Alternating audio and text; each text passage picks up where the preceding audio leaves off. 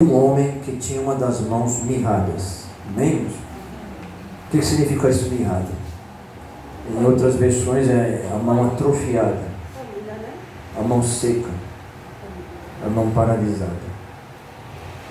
Então nós já vemos aqui que esse homem ele tinha uma deformidade física, né?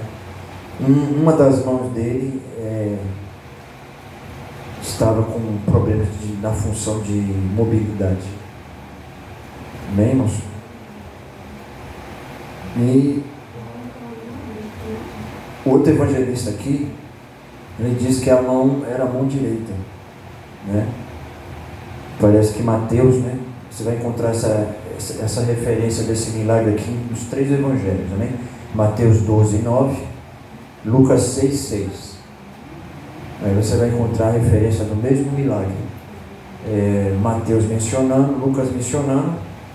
E nós vamos estar focando aqui em Marcos, no capítulo 3, verso 1 aqui. Amém, Marcos? Então nós vamos observar aqui no verso 1, nos diz aqui, outra vez entrou na sinagoga. A gente sabe como Jesus começou seu ministério terreno. Ele iniciou pregando a mensagem do reino dos céus às multidões, mas ele não deixava de aproveitar a oportunidade também de falar da mensagem do Senhor nas sinagogas, nas várias sinagogas que tinham em muitas cidades ali da região ali, da Palestina, sobretudo na região da Galileia, da Judeia, né? E Jesus aproveitava para ir para a sinagoga aos sábados, porque era um local de adoração dos judeus. O que era a sinagoga? Podemos dizer que era o templo dos judeus, onde os judeus se reuniam para fazer a leitura da lei, da Torá. O que era a Torá? Era os ensinos da lei que estavam registrados ali nos 5 primeiros livros da Bíblia, né? Gênesis, Êxodo, Levítico, Números e Deuteronômio. Os livros da lei, Pentateuco, que nós conhecemos aqui na nossa classificação bíblica, né? E eles chamavam de Torá, a lei. E ali a sinagoga era o local onde o povo se reunia para ouvir a leitura e os ensinos da lei, e também realizasse as orações. Publicamente o povo se reunia para fazer suas orações a Deus e também aprender da lei. Então naquele local se aglomerava, se ajuntava muita gente, e Jesus aproveitava para falar da mensagem também, para ir à sinagoga e falar também da mensagem do reino dos céus. Em vários momentos Jesus ele esteve em vários momentos nas sinagogas. A gente vai ver Marcos aqui no começo de Marcos, capítulo 1, vamos ver aqui, Jesus foi na sinagoga. No capítulo 2 a gente vai ver lá também, Jesus apareceu na sinagoga novamente. E aqui vemos no capítulo 3, aqui Marcos destacando aqui, e outra vez ele entrou na sinagoga. Quem? Jesus, né? E outra vez entrou na sinagoga. Diz o texto que estava ali um homem que tinha uma das mãos mirradas. Estava ali um homem que tinha uma das mãos atrofiadas. Esse homem praticamente era uma pessoa que era invisível ali na sinagoga. O que significa isso, invisível? Por conta da situação dele, não era uma pessoa que era muito valorizada. Não era uma pessoa que as demais pessoas davam atenção e o devido valor, né? Então era uma pessoa que estava ali invisível no meio daquela multidão que se juntava na sinagoga, né? À margem da sociedade, né? Tinha um problema físico, né?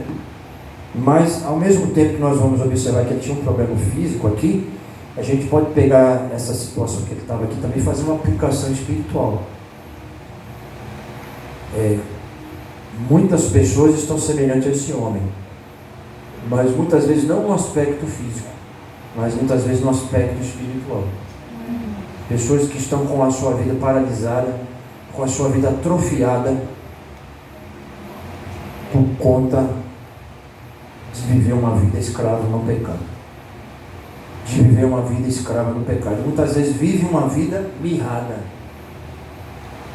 uma vida atrofiada. numa vida paralisada, não avança para nada, né? Por mais que se esforce, não avança. Uma vida seca no aspecto espiritual, por conta que vive uma vida escravizada no pecado.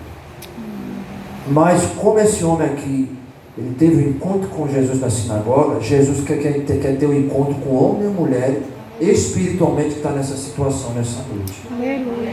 Jesus quer ter um encontro com muita gente que está nessa situação espiritualmente, porque é a situação que muita gente se encontra no lado espiritual, ela por si própria não pode resolver, mas Jesus de Nazaré, ele pode resolver na vida do homem e da mulher. Existem situações na vida do homem e da mulher que a medicina não pode resolver, o cientista não pode resolver, o filósofo não pode resolver, o médico não pode resolver, o político não pode resolver. Aleluia! Mas Jesus de Nazaré, ele resolve. Aleluia! E é o que nós observamos nesse texto aqui, que Jesus chegou na sinagoga. E Marcos, ele destaca que havia um homem com um problema físico sério dentro da reunião na sinagoga. Louvado seja Deus. Nesta noite tem vários que estão aqui no templo. Louvado seja Deus. E Jesus está contemplando cada um de nós aqui nesta noite. E conhece o nosso íntimo, a nossa estrutura e conhece a nossa necessidade aqui nesta noite. Aleluia, glória a Deus. Aleluia. Aquele homem estava despercebido pela multidão que estava na sinagoga. A multidão não estava dando importância para aquele homem que estava na sinagoga com aquele problema físico ali, mas Jesus deu atenção a ele. Louvado seja o nome santo do Senhor. E nessa noite Jesus, ele está com os olhos fitos sobre a tua vida, aleluia, contemplando a cada um de nós nesta noite. Aleluia. Mas além do povo que estava ali, aquelas pessoas, os leigos que se reuniram ali para ouvir, para participar do culto na sinagoga, havia também outro grupo de pessoas que estavam na sinagoga, que eram os religiosos. Eram os escribas, os fariseus e os príncipes religiosos que estavam ali. Aleluia. E o que eles estavam fazendo aqui? No verso 2, estavam observando quem? Observando Jesus, para ver se ele ia curar no sábado, para ver o que ele ia fazer ali, para ver se ele ia curar alguém no sábado ali dentro da sinagoga, para ter um motivo para acusar Jesus, né? Então já observamos aqui que havia vários tipos de pessoas dentro da sinagoga. Nem todos estavam ali para querer adorar a Deus, nem todos estavam ali para ouvir a palavra de Deus, nem todos estavam ali para orar a Deus, para ter comunhão com Deus. Estavam com outras intenções ali. Inclusive esses religiosos, eles observaram que Jesus chegou e entrou na sinagoga. Jesus estava no meio da reunião, no culto, na sinagoga. Aleluia. Mas eles estavam observando Jesus não com o propósito de reconhecer Jesus como Messias, reconhecer Ele como Filho de Deus, adorar Ele, prestar respeito a Ele, ouvir o que Jesus tinha para falar. Eles estavam ali observando Jesus para achar falha, para achar defeito. Aleluia. Quantas vezes vemos essas situações ocorrendo, né, irmãos? Muitas vezes, quando nos reunimos no templo. Mas Deus nessa noite, Ele conhece as motivações do nosso coração, que nos levou a sair de casa e chegar aqui, entrar por essas portas para adorar a Deus. Aleluia. Podemos enganar aqueles que estão aqui na nave do templo, aqui reunidos no culto, mas nós não enganamos a Deus. Porque Deus, Ele sonda os corações e contempla cada um aqui nesta noite. Ele contempla o meu íntimo e o teu íntimo nesta noite. Aleluia. Mas que nesta noite estejam aqui homens e mulheres que saíram do seu lar para vir adorar Jesus, para vir magnificar Jesus, para contemplar as maravilhas que Ele realiza quando o seu povo se ajunta para adorar Ele na beleza da sua santidade. Aleluia. Louvado, engrandecido, exaltado é o nome santo do Senhor para sempre. Mas Jesus já conhecia a intenção do coração daqueles religiosos. Jesus sabia que eles estavam observando Ele. Aí no verso 3, aí Jesus, Ele viu o homem ali, As pessoas não estavam lá dando a importância para aquele homem com a mão mirrada. Mas Jesus viu ele lá no meio da multidão. Jesus está te vendo aqui nesta noite. Jesus está te contemplando aqui nesta noite. Aí Jesus disse ao homem que tinha a mão mirrada. Ele disse ao homem que tinha a mão atrofiada. Se ele disse é porque ele focalizou naquele homem. Ele observou aquele homem. Ele colocou a sua atenção naquele homem, louvado seja Deus. Aí ele disse ao homem da mão mirrada: levanta-te de onde você está e vem para o meio. Aleluia. Jesus disse: te levanta de onde você está e vem aqui até no meio. Veja a autoridade do Senhor Jesus. Porque ali no meio da multidão ele não estava visível, estava invisível. Mas Jesus mandou ele levantar. Levanta e vem para o meio, louvado seja o nome santo do Senhor. Aleluia. Aquele homem, de certa forma, pela situação que ele vivia, era um homem que estava à margem da sociedade, por conta da deformidade física dele. E também, ele também tinha traumas. Ele tinha um problema físico, mas também tinha problemas espirituais. Tinha doença física, a deformidade física, mas tinha também problemas espirituais, emocionais e traumas que ele carregava consigo, que fazia ele ficar isolado das outras pessoas por causa da situação que ele vivia. Mas Jesus, quando chama o homem e a mulher, e o homem e a mulher dá atenção à voz de Jesus e atende o chamado de Jesus, Jesus libera, cura ele tanto no aspecto físico, como também cura o homem e a mulher no aspecto moral, no aspecto emocional e no aspecto espiritual. E restaura ele, cura os traumas que talvez perturba ele na sua vida, tem perturbado ele ao longo dos anos. Quantas pessoas vivem com traumas aí? Na área psicológica e emocional. Mas Jesus, ele pode curar. Não cura somente a doença no aspecto físico do homem e da mulher, mas cura também a alma, o espírito, os traumas que muitas vezes aprisionam o homem e a mulher. Louvado seja Deus. Aleluia. Jesus, ele tem poder para fazer isso. Por isso Jesus falou: levanta e vem para o meio. E aquele homem, ele veio, obedeceu a voz de Jesus e veio para o meio. Jesus, ele chama o homem e a mulher. Agora, para que Jesus realize o milagre, é necessário que o homem e a mulher creia e obedeça ao chamado de Jesus. Aí envolve a decisão, aí envolve a escolha. Louvado seja Deus. Aquele homem poderia ter tremido na base ali: eu vou ou não vou? Eu não vou não. Se eu for lá na frente, eu vou passar por humilhação. Mas ele creu que aquele homem que estava chamando a ele era o Filho de Deus. Ele já tinha ouvido falar daquilo que Jesus tinha feito, operado. Aleluia. Aleluia. Os sinais que ele operava por onde passava. A palavra que saía da boca de Jesus, que era com graça, com unção, com autoridade, louvado seja Deus. E quando ele ouviu Jesus chamar, ele tomou a resolução: eu decidi, eu vou me levantar e vou até lá onde ele está, porque ele me chamou. Eu vou porque ele me chamou, louvado seja Deus. Aleluia. Quando o homem e a mulher ouve e atende o chamado de Jesus, algo Jesus vai fazer na vida desse homem e dessa mulher. Nunca mais vai ser a mesma pessoa, louvado seja Deus. Aleluia. Aí naquela oportunidade o homem chegou no meio, aí Jesus perguntou aos religiosos. Em muitos textos lá do Evangelho, em que Jesus ele teve uma abordagem com os religiosos, na maioria das vezes os religiosos chegavam e faziam um montão de perguntas para Jesus, para pegar em algum erro, alguma falha. Eram os religiosos que faziam perguntas a Jesus. Mas aqui você vai ver que foi o contrário. Foi Jesus que fez as perguntas. Foi Jesus que fez a pergunta. E aí Jesus perguntou-lhes: é lícito no sábado fazer bem ou fazer mal? Glória a Deus. Eu quero que vocês me respondam, os religiosos. É lícito fazer no sábado fazer bem ou fazer mal? Salvar a vida ou matar a vida? Aleluia. Aí Jesus esperou uma resposta dos religiosos. Aí os religiosos, o que eles fizeram? Ficaram calados, ficaram em silêncio, não responderam nada. Porque eles sabiam que se respondesse, eles iam cair numa situação difícil e iam sofrer um grande constrangimento ali. Porque acabariam indo contra até mesmo com aquilo que eles criam, acreditavam a respeito das crenças deles, da guarda das regras deles. Louvado seja Deus. E eles, sabendo disso, ficaram calados.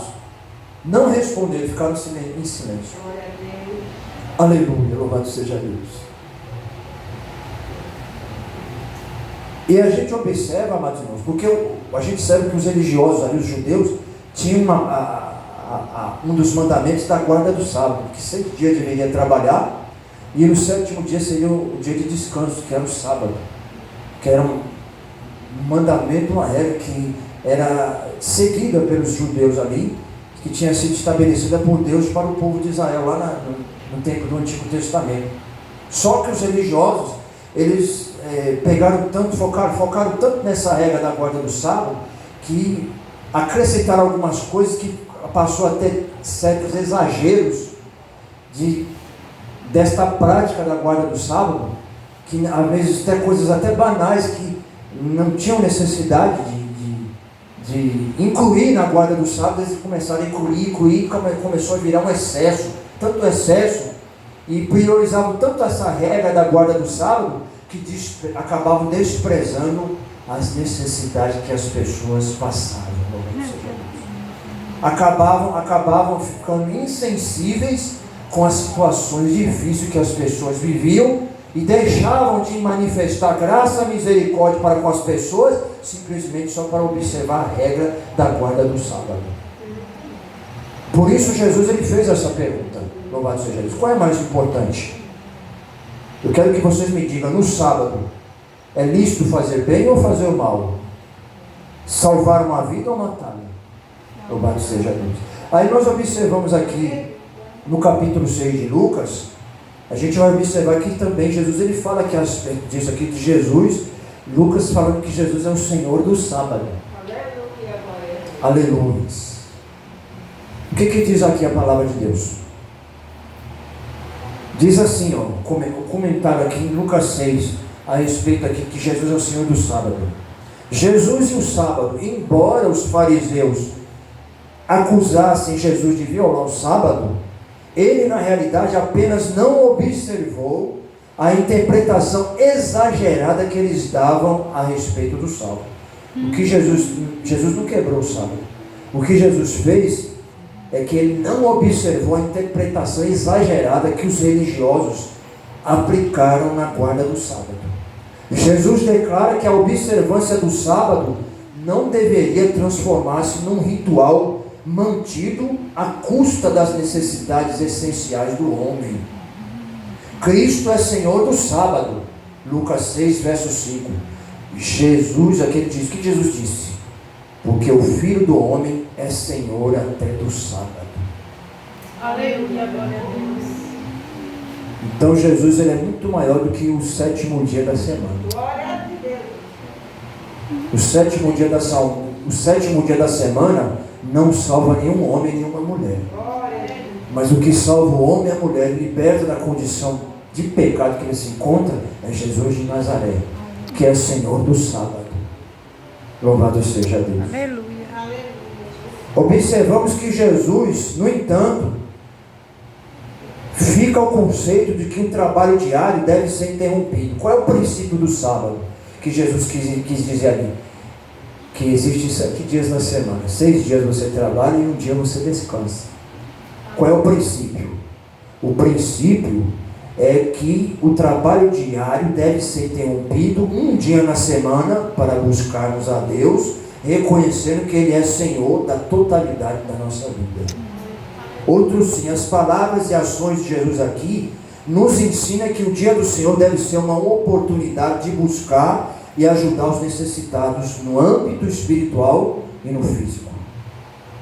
O que Jesus quis dizer aqui? Durante a semana você tem um dia de descanso das suas atividades do trabalho. E esse dia você tem que dedicar para buscar a Deus e aproveitar para ajudar aqueles que estão passando por necessidades, tanto espiritual como material. Estender a mão para o próximo, louvado seja Deus. Aleluia. Coisa que os religiosos não fizeram aqui, com aquele homem que estava no culto da sinagoga. Aleluia. E Jesus, que conhece o coração, diz aqui, e olhando para eles em redor, verso 5, Jesus olhou para eles em redor com indignação, porque eles não responderam nada.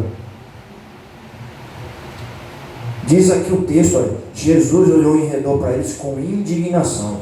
Em outra versão, olhou para eles com ira. Jesus olhou para eles com ira. Agora essa ira aqui não é uma ira carnal, mas uma ira por conta da atitude daqueles religiosos, que estavam mais preocupados em guardar regras humanas do que ajudar aquela pessoa que estava carente e necessitada naquele momento. Aleluia. Aí Jesus ficou indignado. Paulo diz lá em Efésios 4, verso 26. Efésios 4, 26. Vamos ver lá? Louvado seja.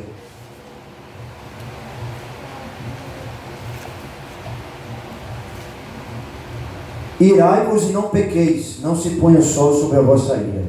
Jesus aqui, a ira dele foi contra as atitudes erradas daqueles religiosos. Foi a ira contra as práticas erradas, contra o pecado. Mas ele não deixou aquela ira levar ele a agredir as pessoas, né? E fazer mal contra as pessoas. E partir para a violência, porque aí seria uma ira carnal, né? Que faz parte da obra da carne, lá em Gálatas 5, versos 19 e 20. A ira carnal que faz parte da obra da carne, que leva o homem e a mulher ao pecado. Louvado seja Deus. Aleluia, né? O cristão pode irar-se, mas ele não pode deixar a ira dominar a sua vida a ponto de levar ele a fazer coisas que desagradem a Deus. Aleluia. Então nós observamos aqui que Jesus olhou aqueles religiosos com indignação e se condoeu. Ao mesmo tempo que ele sentiu ira pela atitude dos religiosos, ele sentiu também compaixão por eles. A gente vê a natureza, a manifestação das emoções em Jesus, porque ele estava na condição humana, então ele manifestou suas emoções. Ele manifestou ira por conta do erro dos religiosos, do pecado, mas ao mesmo tempo manifestou misericórdia por causa da dureza de coração deles. Aleluia. E ele diz aqui: condoeu-se da dureza do seu coração e disse ao homem. Aí ele disse para o homem, o que ele disse para o homem com a mão mirrada? Estende a tua mão. Ele estava lá em pé, Jesus chamou ele, estava no meio ali da sinagoga, estava em pé, aí Jesus disse: estende a sua mão. Aleluia. E ele a estendeu e foi restituída a sua mão sã como a outra, louvado seja Deus. Talvez aquele homem ali com vergonha, às vezes até cobria com um pano a mão dele, por causa da situação da mão dele, cobria, sentia vergonha de expor a sua mão. Mas aí Jesus naquele momento, ele disse: estende a tua mão. Aleluia. Ele creu naquilo que Jesus estava falando, mais ou menos.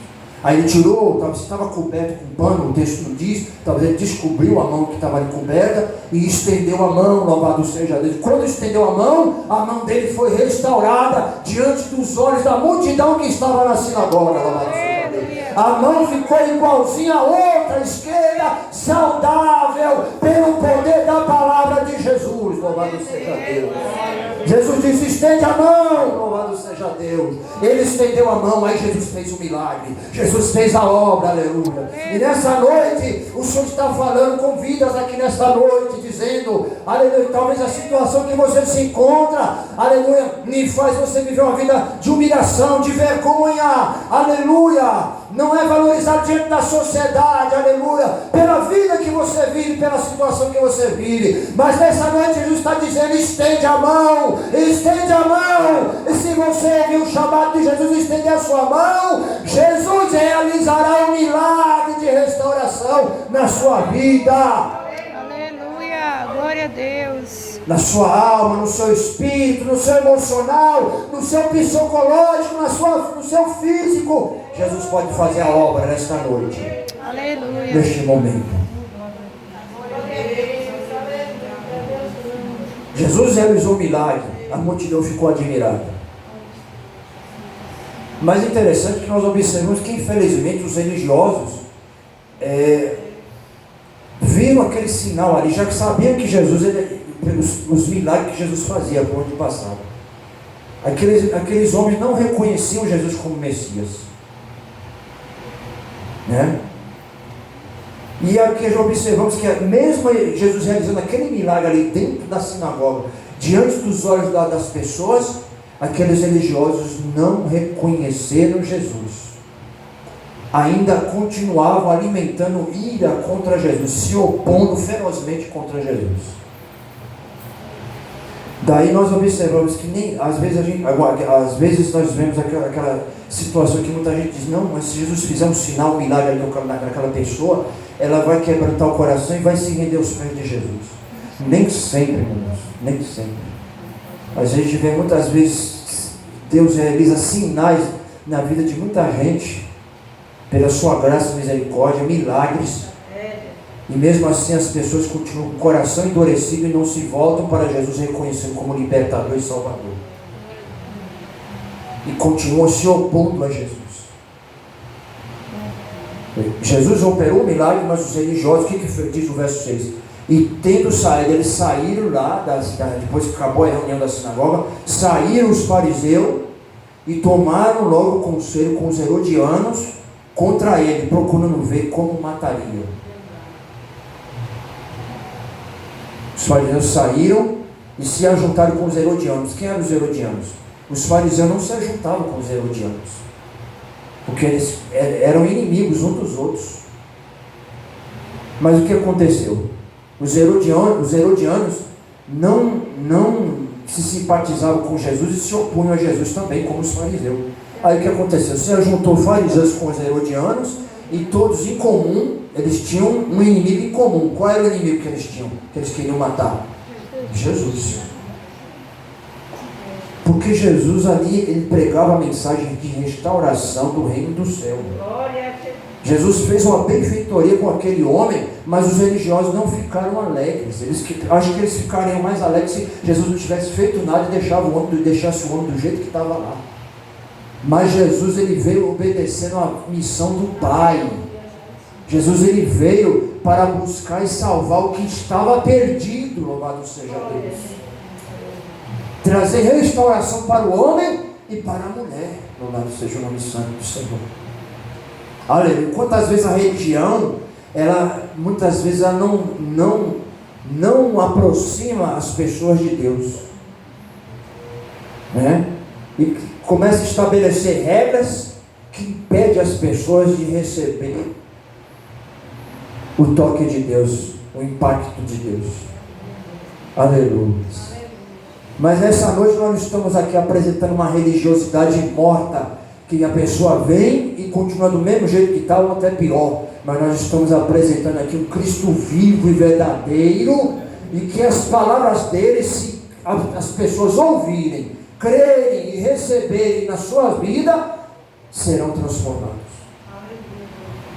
Cristianismo é viver uma nova vida dada por Jesus de Nazaré. Isso é cristianismo, meus irmãos. Louvado seja Deus. Aleluia. E a gente observa, louvado seja Deus, que aonde a igreja passar, onde o servo de Deus passar, semelhante ao que Jesus fez aqui, e ele for lá fazer a obra de Deus, ensinar a palavra de Deus, na autoridade do Espírito Santo,